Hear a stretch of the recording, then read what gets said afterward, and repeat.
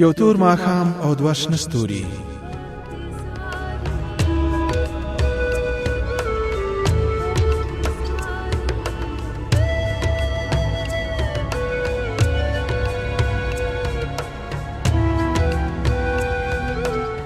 افغان مهاجر لیکوال ماښام مهال د اخبار له دفتره راووت.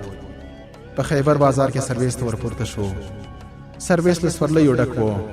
که به په لاره کې یو څو سورلۍ ترې کوزې شوې پر ځای به یې نورې وروختې. سرویس به د سورلیو له زوره کله یوې خوا ته کو او کله به بلې خوا ته وزنګېده. په سرویس کې یو شور و. څنګ تر څنګ ناستو سورلیو یو له بل سره خبرې کولې. مهاجر د سرویس د کړکۍ څنګ ته غلی ناست و او د څنګ له ملګري سره یې خبرې نه کولې. شاته ناستو کسانو د ننني اخبار پر یوې سرخۍ تبصره کوله. یوه یې وویل مړه افغانان بس د ګور چینجي دي په خپلو کې سره خوري.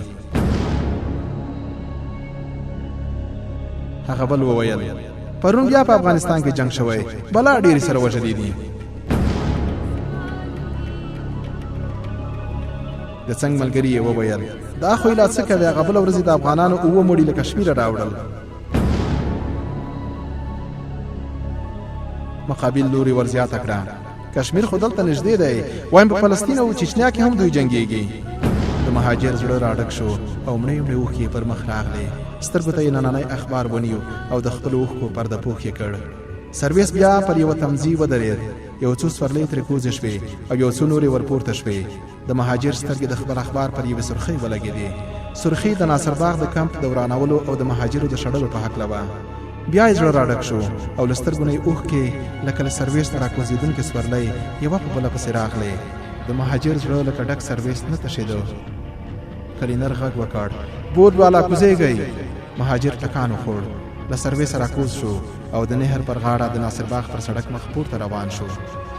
د بورډ د سیمې برېښنا تللې وه. د سړک په هغه بر سر کې یې څنګ تر څنګ 2 شنه ستوري ولیدل چې له ځمکې نه 2.5 متره لوړ ولاړ وو.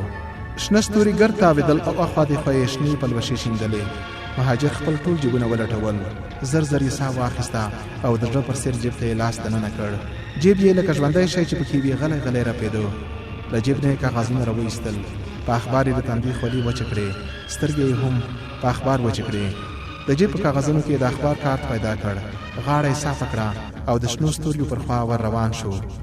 د شنو تاوېدونکو ستورو 10 مترۍ ته ورسېد. د پولیسو موټر یې ولید چې پر سر یې 2 شنه څراغونه تاوېدل راتاوېدل. خلک لکه ترهېدلې رمه اخوا دېخوا په منډه وو. پولیسو کنځلې بادولې.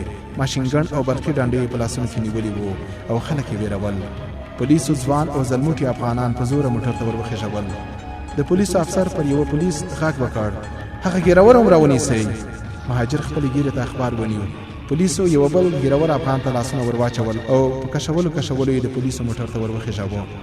د کیلو ریړه یې ترې واړوله. په ریړه کې یو څو درجنه کیلې وې چې نیمې پر سړک تویې شوې او نیمې د نهر خړو اوبو ته ور ولوېدې. مهاجر په ګڼه ګوڼه کې له مهاجر نیونکو پولیسو نه سلامت راتېر شو او خپل کور ته راورسېد. د ماخوستن څه باندې 9 بجې وې. قلم او کاغذ یې راواخیستل او د تلویزیون تڼۍ یې کېکاږله.